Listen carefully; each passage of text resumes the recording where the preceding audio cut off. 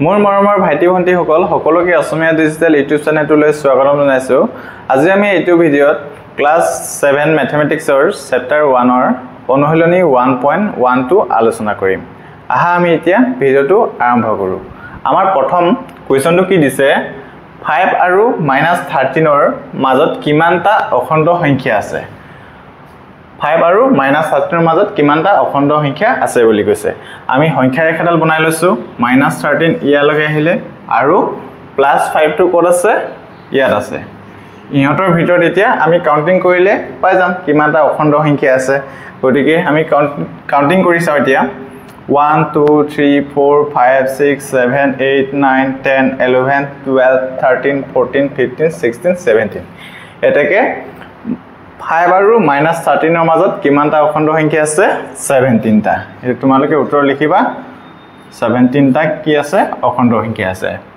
5 আৰু -13ৰ মাজত। বুজি পালা নে? এতিয়া আমি 2 নম্বৰ কোৱেশ্যনটো কৰো। 13 আৰু -13ৰ মাজৰ আটাইতকৈ ডাঙৰ আৰু আটাইতকৈ সৰু অখণ্ড সংখ্যা দুটা লিখা গৈছে। 13 আৰু -13ৰ মাজৰ কৈছে। ইহঁতৰ ভিতৰত আটাইতকৈ ডাঙৰ আৰু আটাইতকৈ সৰু কি সংখ্যাটো লিখিব দিছে অখণ্ড সংখ্যাটো লিখিব দিছে। আমি প্ৰথম লিখো আটাইতকৈ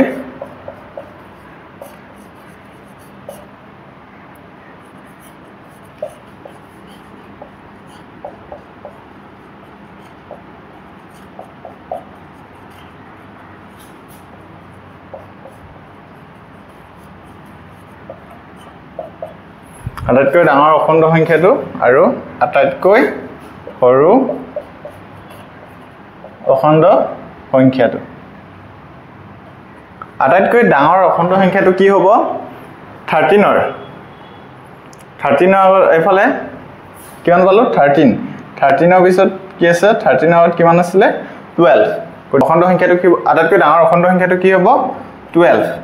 কাৰণ 13ৰ আগত কি আছে 12টোৱে ডাঙৰ আছে। কাৰণ এইফালে আমি যেতিয়া বাহতে যাওঁ তেতিয়া কি সংখ্যাবিলাক পাওঁ আমি সৰু সংখ্যা সৰু হৈ গৈ থাকে আৰু যেতিয়া আমি হু সাইডে যাওঁ যেহেতু 13 আছে 13ৰ ভিতৰত বুলি কৈছে গতিকে আমি 13ৰ আগত কি পাই 12টোৱে কি হ'ব ডাঙৰ হ'ব। এতিয়া আমাৰ আটাইতকৈ সৰুটো কি হ'ব সৰুটো -12 হ'ব কাৰণ আমি যেতিয়া আমি বাহতে যাওঁ তেতিয়া কি হৈ গৈ থাকে সৰু হৈ গৈ থাকে। গতিকে -13ৰ মাজৰ ইয়াৰ যেহেতু হিহঁতৰ ভিতৰত বুলি কৈছে 13ৰ আগত কি পায় -12 গতিকে আটাইতকৈ ডাঙৰ অখণ্ড সংখ্যাটো হ'ল 12 আৰু আটাইতকৈ সৰু অখণ্ড সংখ্যাটো হৈছে -12। 3 নম্বৰ কোৱেশ্যনটো কি দিছে আমাক কেইটামান অখণ্ড সংখ্যা দিছে আৰু এই অখণ্ড সংখ্যাবিলাক কি কৰিব দিছে সংখ্যা ৰেখাত প্ৰকাশ কৰিব দিছে। আমি সংখ্যা ৰেখাডাল বনাই ললো ইয়াত আমাক প্ৰথম সংখ্যাটো কিমান দিছে -6 -6 টো ক'ত আছে ইয়াত আছে এইটো আমি ৰাউন্ড কৰি দিম। তাৰপিছত কিমান দিছে -4 -4 টো ইয়াত বহাই দিম এইটো ৰাউন্ড কৰি দিম আৰু কিমান দিছে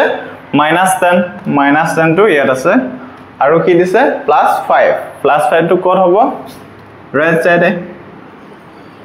আৰু কিমান আছে -1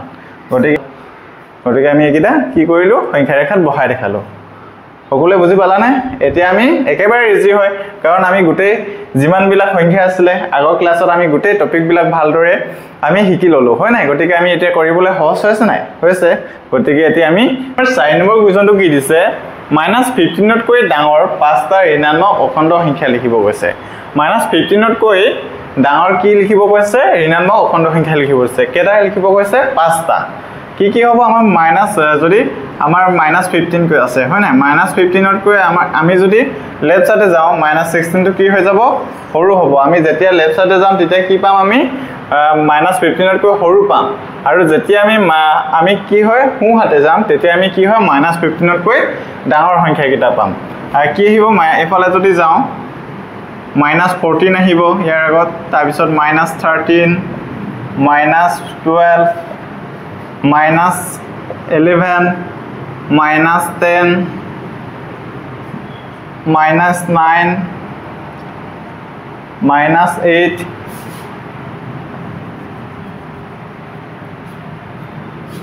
-7 -6 -5 -4 -2 -1 আৰু কি হ'ব এই গোটেইবিলাক -15 তকৈ ডাঙৰ অখণ্ড সংখ্যা হ'ব তোমালোকে ইয়াৰ ভিতৰত যিকোনো পাঁচটা লিখি দিলে হৈ যাব বুজি পাইছানে ওকে এতিয়া আমি 5 নম্বৰ আশা কৰো সকলোৱে এটো বুজি পালা এতিয়া আমি 5 নম্বৰ কোৱেশ্চনটো লৈ আহো সত্য নে অসত্য ক'ব কৈছে প্ৰথম কোৱেশ্চনটো কি দিছে ধনাত্মক অখণ্ড সংখ্যাবোৰক স্বাভাৱিক সংখ্যা বুলি কোৱা হয় বুলি কৈছে ধনাত্মক অখণ্ড সংখ্যা কি আছিল যেতিয়া আমি 0 ৰ পৰা পুহাতে যাও হয় নাই 0 1 2 3 এনেদৰে এখিনি কি আছিল ধনাত্মক অখণ্ড সংখ্যা এটা ধনাত্মক অখণ্ড সংখ্যাবোৰক কি বুলি কৈছে স্বাভাৱিক সংখ্যা বুলি কোৱা হয় বুলি কৈছে স্বাভাৱিক সংখ্যাবিলাক ক'ৰ পৰা আৰম্ভ আছিল 1 2 3 4 এনেদৰে 1 ৰ পৰা ষ্টাৰ্ট হৈছিল গতিকে আমি কি ক'ব পাৰো ধনাত্মক অখণ্ড সংখ্যাবোৰক স্বাভাৱিক সংখ্যা বুলি ক'ব পাৰো কাৰণ স্বাভাৱিক সংখ্যাবিলাক ক'ৰ পৰা আৰম্ভ হয় 1 ৰ পৰা আৰম্ভ হয় গতিকে এটো কি হ'ব উক্তিটো সত্য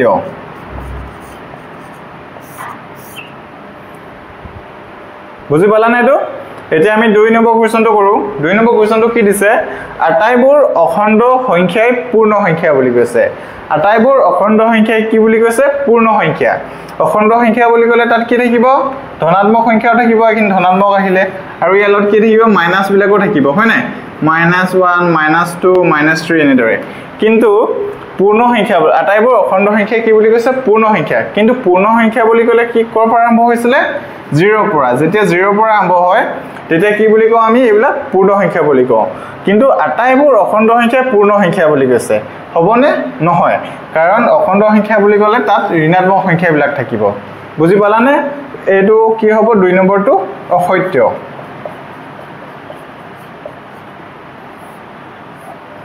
কাৰণটো কিয় কাৰণ অখণ্ড সংখ্যাবিলাক কি সংখ্যা হ'ব নোৱাৰে পূৰ্ণ সংখ্যা হ'ব নোৱাৰে কিয় মাইনাস সংখ্যাবিলাক থকাৰ কাৰণে এটো কি হয় অখণ্ড সংখ্যাবিলাক কি হয় অখণ্ড সংখ্যাবিলাক কি হয় পূৰ্ণ সংখ্যা নহয় বুজি পালানে এতিয়া আমি 3 নম্বৰ কোৱেশ্চনটোত আহো সংখ্যা ৰেখাডাল 0 ৰ দুয়োফালে অসীমলৈ বিস্তাৰিত মানে সংখ্যা ৰেখাডাল আমি এটো 0 ৰ দুয়োফালে বিস্তাৰিত মানে দুয়োফালে আমি বঢ়াই দিব পাৰিম অসীমলৈ বিস্তাৰিত হৈছে আমি অসীমলৈ টানিব পাৰিম বুলি কৈছে আমি বঢ়াই দিব পাৰিম বুলি কৈছে এখনলৈ উক্তিটো কি হ'ব সত্য হ'ব কাৰণ এটা আমি 0 লৈছো সাপোজ এটো 0 হৈ গল সংখ্যা ৰেখাৰ আমি দুইটা সাইডে আমি অসীমলৈ কি কৰিব পাৰিম আমি এটো সংখ্যা ৰেখাডাল বঢ়াই দিব পাৰিম গতিকে ইয়াৰ আনসাৰটো কি হ'ব সত্য কাৰণ আমি সংখ্যা ৰেখাডাল দুই সাইডে কি কৰিব পাৰো যিমান পাৰো হিমান কিমান এক্সটেন্ড কৰিব পাৰো বুজি 5 নম্বৰ কোৱেশ্চনটো কি দিছে যদি a + b = 0 তেন্তে ইহতৰ এটা আনটো যোগাত্মক বিপৰীত কৈছে a + b মানে দুটা সংখ্যা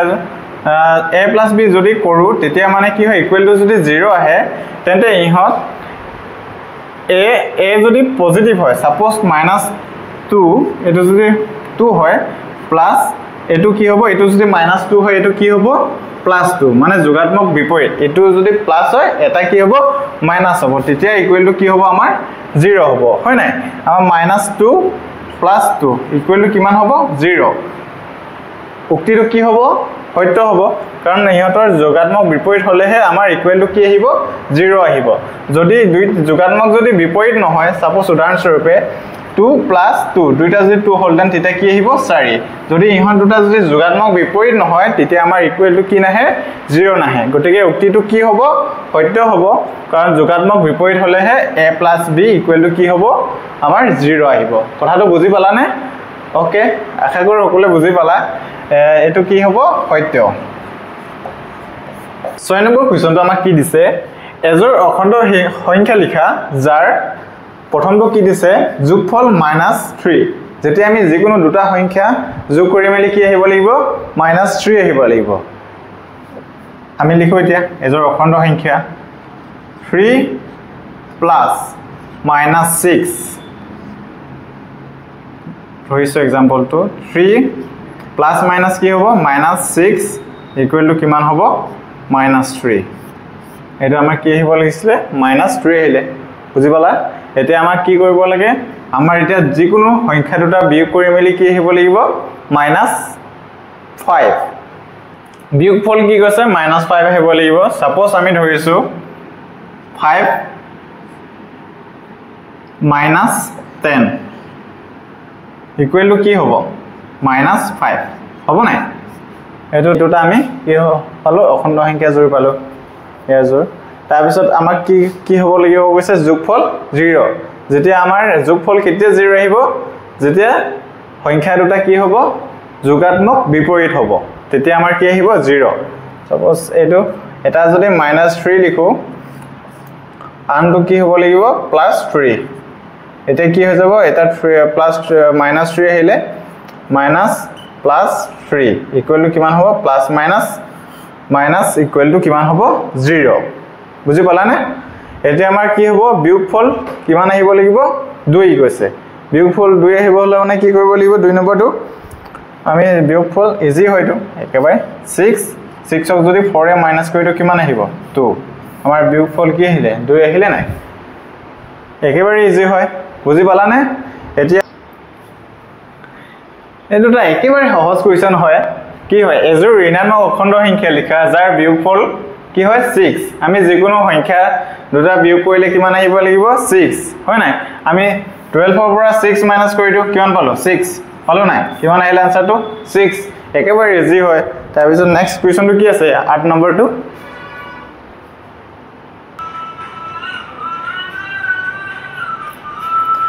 8 নম্বৰ কোৱেশ্চনটো কি দিছে অখণ্ড সংখ্যা a আৰু b নিৰ্ণয় কৰা যাতে প্ৰথম কোৱেশ্চনটো কি দিছে a + b a আৰু b দুটা কি সংখ্যা হ'ব অখণ্ড সংখ্যা যোগ কৰিলে মানে কি হ'ব লাগিব আমাৰ নেক্সট যেটো সংখ্যা আহিব হেতু আমাৰ কি হ'ব লাগিব ধনাত্মকত আহিব লাগিব উদাহৰণ স্বৰূপে 6 + 5 কি আহিব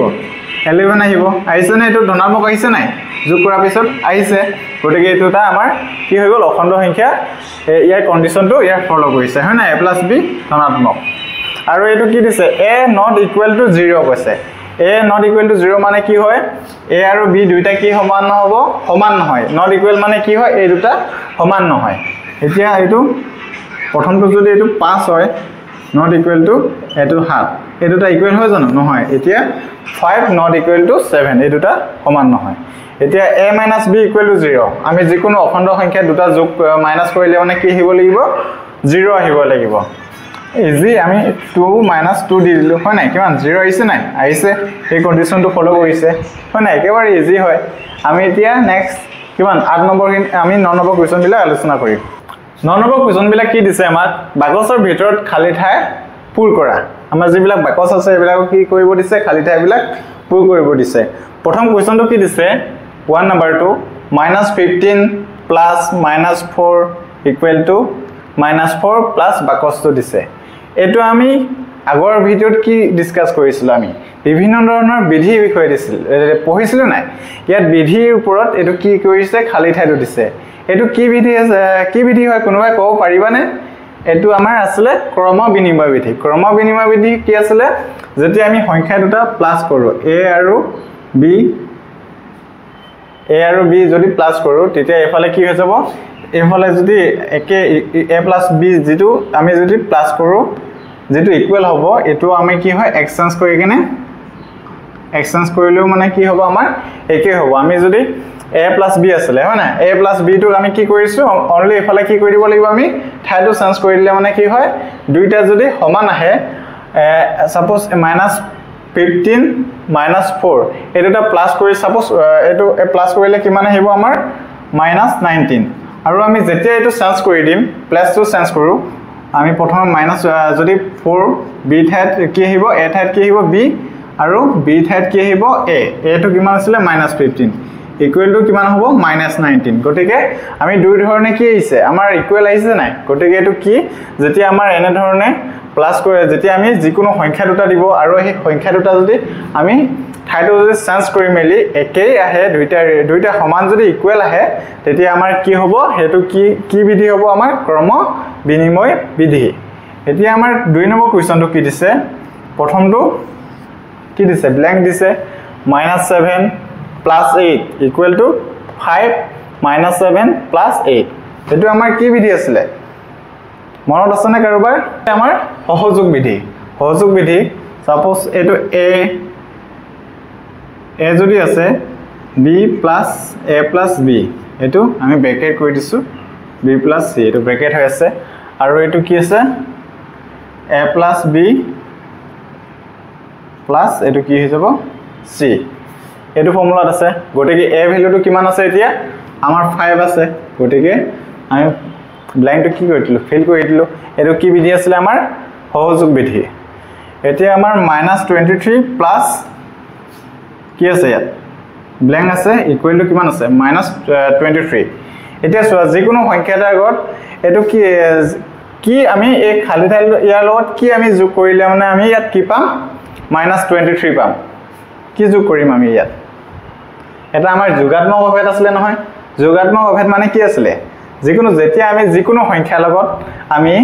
সাপোজ আমি সেই যোগাত্মক অভেদটোৰ লগত যদি -23 যোগ কৰো বা সেই যোগাত্মক অভেদটোৱে যিকোনো এটা সংখ্যাৰ লগত 1 ৰ লগত বা -23 লগত যোগ কৰিলে মানে কি হ'ব সংখ্যাটো একেই থাকিব গটিকে আমাৰ যোগাত্মক অভেদটো কি আছিল 0 গটিকে আমি যেতিয়া ইয়াৰ লগত 0 যোগ কৰিম তেতিয়া আমাৰ কি আহিব -23 আহিব নাই আহিব গটিকে এটো আমাৰ এটো যদি 0 হয় এফালে কি হৈ যাব 0 আহি যাব বুজি পালা না এতিয়া আমাৰ 4 নম্বৰ কোৱেশ্চনটো কি দিছে -19 প্লাস ব্ল্যাঙ্ক ইকুৱেল টু কিমান দিয়া আছে -27 ইয়াৰ লগত কি যোগ কৰিলে মানে আমি ইয়াত -27 পাম কি যোগ কৰিম আমি ইয়াত -8 এটা যোগ কৰিলে আমি ইয়াত কিমান পাম -27 এতিয়া আমাক কি দিছে 5 নম্বৰ কোৱেশ্চনটো x + 12 ইকুৱেল টু কিমান দিয়া আছে 0 তেনে হলে মানে x ইকুৱেল টু কিমান হ'ব বুলি সুধিছে যেতিয়া এনেদৰে থাকে